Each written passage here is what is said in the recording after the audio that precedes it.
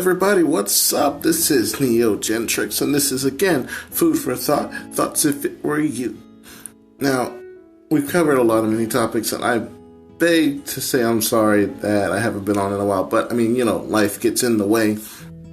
You're trying to move forward, you're trying to get everything done. So, with that being said, I'm going to go ahead and ask you guys this question. Since this whole thing is about thinking and considering thoughts and stuff that, people should consider. Last time we did talk about cancer and how, detrimental it can be. Things that people have to go through, or whether or not if you even have it or not. The sad thing is there's a lot of people out there that have it and, they either don't know, don't realize that they have it, or they have it and they just don't care. Okay? Nowadays, it's a lot easier to tell whether a person has it or not, and even determine what type of cancer it is. And that's great. Perfect. Wonderful. The only downside is not a lot of people want to do it. And I kind of want to say I feel sorry for them, honestly. The reason is, if you don't care enough about yourself to take care of it, at least for the sake of the people around you, then you shouldn't be allowed to be around other people. Now, this is just a personal opinion, okay? Now, I have gotten complaints about some of the stuff I've said before, but hey, you know what? It is what it is. I am very blunt. I am very straightforward. So, when I say this, I'm not meaning to hurt you or anyone else's feelings with some of the stuff that I talk about. My whole point in doing this is to get out there what people should know, but they don't. Okay? The reason I brought up the cancer thing is just that I'm meeting a lot of people who have it. Okay? Different kinds, different forms, different strains. And the fact of the matter is, unlike regular people who I see every single day, okay, same people I see, I don't see the same people every single day, but I see these people, and, they go through their daily routine, they go to work, they get up in the morning, they work all day, they go back home, they cook, if they have kids, they take care of their kids, they go to sleep, they wake up the next day, and they do the same thing over again. It's sometimes in different variants or in even different orders, depending on when they have to go to work or when they have to deal with their kids, if they have any kids. And, I watch them, I see what people do day by day, different people. I don't know who they are. I've never stopped them once to say hello. And while that may seem a little creepy, the whole point is I'm at least watching my surroundings. I see what's going on. And this is something a lot of people don't do. They are so consumed in themselves that they don't pay attention to the people around them. Well, point being, I watch the ones who have no quote unquote issues with it. Let's just say cancer is the subject here. They have no medical issues regarding that. Yet they go through their days complaining. They complain about this. They complain about that. They whine about everything that is wrong that could be better. So, my question is this. If your life is so bad, okay? If your life is so terrible, if everything is so heinous that you wish you were dead, why is it that the person sitting over there with cancer has a bigger smile on their face than you do right now? Answer me that. Because unlike him sitting over there, you're not sitting in front of death's door. And a lot of times, sometimes the response I get back is, well, they're probably getting chemo and they're learning that they may or may not survive it. I said, even if they learn that they may or may not survive, it's not stopping them from living every single day and trying to make the best of their situation. They know their situation is grim. And at this point, I'm pretty sure they understand, considering most of them have already lived through high school, and some are still going through high school. They're pretty young.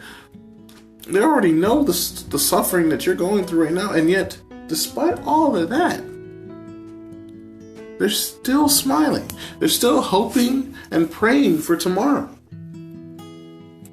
The sad thing is, they want to survive. They want to live. They'd do anything to be in your position. Yet here you are, complaining about it every single day. I know Americans are known for being ungrateful, but this is ridiculous. You know? And while, you know, different strains, different Americans, types from different areas, some from who have family from, what is it, Spain, Panama, South America, Europe, Asia, any of the areas, or even Canada. And I've got some really good friends in Canada. I've never met them. You know, but they seem more content and in their situation, and most of them aren't even in a great situation, than some of my friends I see every single day. Yet they make the best of it. What should they think about that?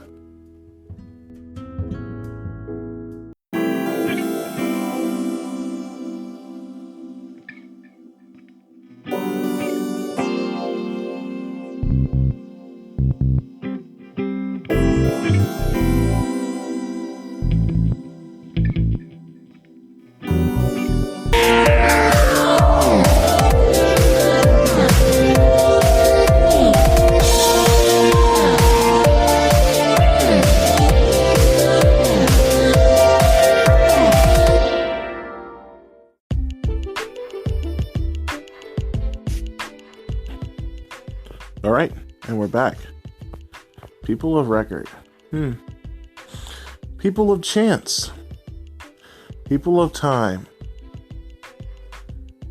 Who never get to live as long as most ants. It's one of those things that someone had told me, and I honestly had no idea what the heck they're talking about. But when you think about people's lives in respect to that of ants, well, in retrospect, in some cases, ants don't really live all that long, and even in the ones that do, eventually, after a while, do get expelled from the colony because they're too weak and too old to keep going on, and they're basically either, well, eaten by the colony or by some other predator. Most ants don't live longer than a certain period anyway because predators eat them. Well, if we look at humans the same way, especially the ones that have medical issues, it kind of fits in the same category, doesn't it? I mean, all things considered,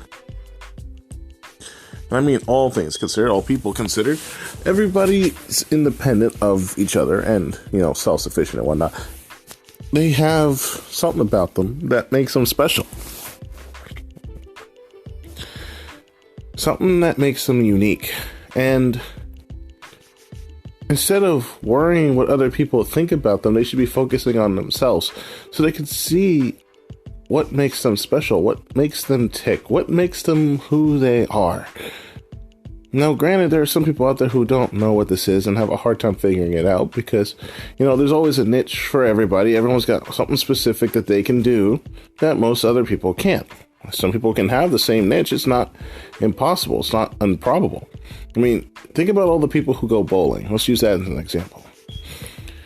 There are a lot of people who go bowling, a lot of people who aren't good at bowling, a lot of people who don't know how to bowl. But teach a person who doesn't know how to bowl, they would know how to bowl. How you know if someone has a niche for it or not, though,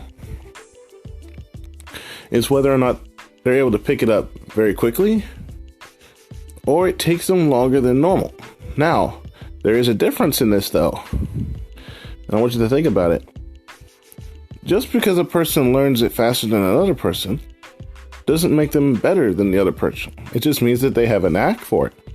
However, the person that took longer to learn may actually be better at it than the person who has the natural talent.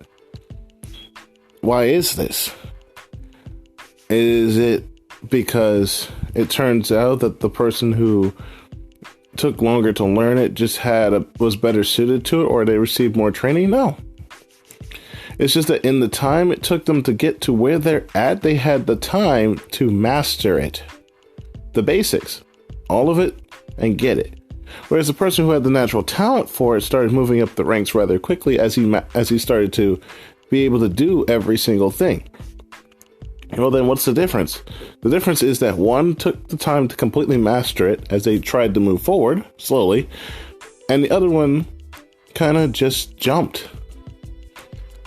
Natural talent only gets you so far, and, you know, a lot of people are under the misconception and the assumption that just because you have the natural talent for something means that you don't have to work as hard as everyone else.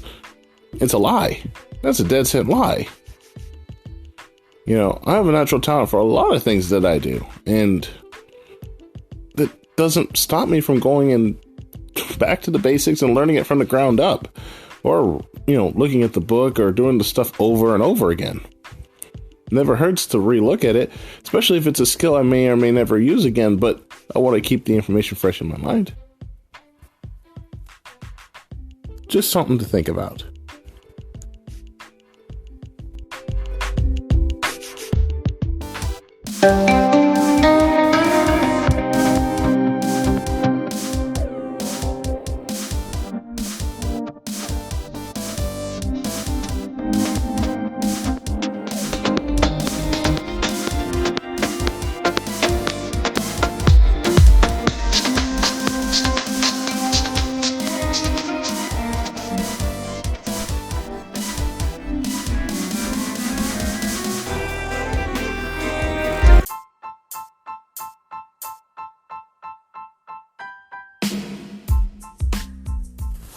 All right, everybody. So I only have one more thing left to cover for today.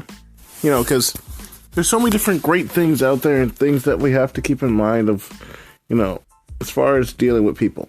And, keeping everything straight and helping one another is the key to the future. At least that's what I'd like to think. However, there are still those people who don't think this. And they live in the past. Basically, they're afraid of the future and what it could hold. Now, granted, I will say the Bible does take part responsibility for this. But the thing is, the fact that people fear something that they don't know anything about is sad.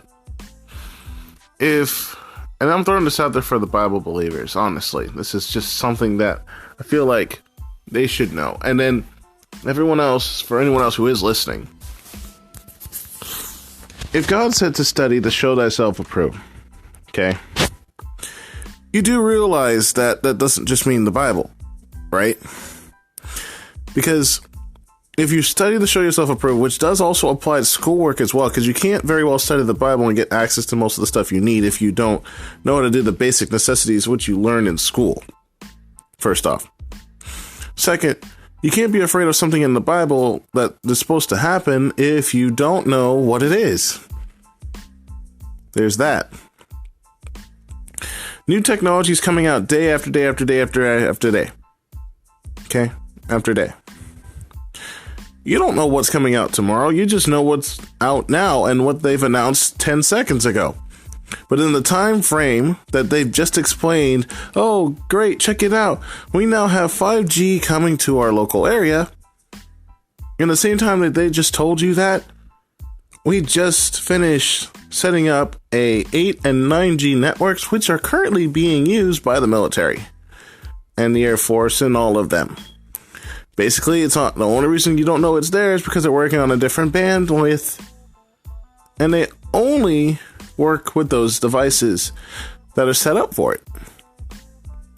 But since most of it's not practical for use right now for, basic consumers, and on top of that, most of the stuff isn't cheap, it's not accessible by us. Plus, technology hasn't seemed to evolve enough yet to allow us to do that. Or rather, it has. It's evolved so much as to the point that we should be further along than we are. But the problem is fear. Mankind is afraid of the future. They're afraid to move forward. Well, you may say, oh, well, I'm not afraid of anything. That's great. Wonderful. Kudos to you. Unfortunately, that doesn't apply to everyone else. Some people, they look forward to the future. It inspires them to do their best. But at the same time, they're afraid to take that next step forward. No matter how big, no matter how small. And you can't just simply push them. I mean, if your mom has ever, or your dad has ever asked you, if your friend jumped off of a cliff, would you jump too? In regards to how well you trust your friend, you would do anything that they asked you, and you told them no, you're in the same pretty much position as everyone else. When you tell me, yeah, I'm brave, but I ain't jumping off of a cliff into a lake. In a way, it's contradicting. But at the same time, it's not stupid either. It's actually pretty smart. In the same regard that the Bible talks about the mark of the beast, whether it may be a chip or some type of barcode or an implant, if you're not following the technological advances moving forward, how are you going to know what it even looks like? How would you know if they even started implementing it early? There could be an organization out there trying to make it so that it happens, it exists, and it's already out, and you don't know that. So when the final tribulation call comes, and God's people are taken, according to the Bible, you don't even know what the chip looks like, what it is, or if you've even accepted it already. There's a lot of people who are ignorant and don't have a clue. And then there's the ones that are so overly happy about technological advances, they want to be part of everything and have everything. They don't pay attention to what they're even doing or what they're becoming part of. Sad truth of reality is, we have two sides of the same coin. Those who are afraid of moving forward, and those who adventure forward without looking. If you want an analogy for this, try driving blindfolded with only your ears open. Unless you've trained yourself like Daredevil, there is no way you should be able to do this. At all. And even if you have supersonic hearing, you're not going to be able to hear or see everything, because some of the most tragic stuff in life happens in the silentest of moments where nobody even knows anything even happened. Some in the dead of night. It can be completely silent. But somewhere, somehow, someone just died. And no one knows. Because they didn't hear it. Not because, they muffled them in the pillow or whatnot. No, because it happened in a way and in a distance or in a location away from you where you couldn't tell. Doesn't mean it didn't happen just because you didn't see it. It still happened. But you'd never know. So, I can give different analogies all day long and try to explain it as best as I can. There's some things that can't be explained into words, But again, these are just some thoughts, some stuff to run by, your mind and see what you think about what's going on, what's happening. I am back. I'm happy to be back. My birthday's around the corner, just as it was last year. And I'm going to be doing different ones like these for the next couple of days. See how you people respond, and most of my audience, to most of these common day thoughts on what's going on. Looking forward to your feedback, and I hope you guys have a great rest of your day. And this is Thoughts If It Were You, Food for Thought. This is your host, Gentrics, and enjoy the rest of your day.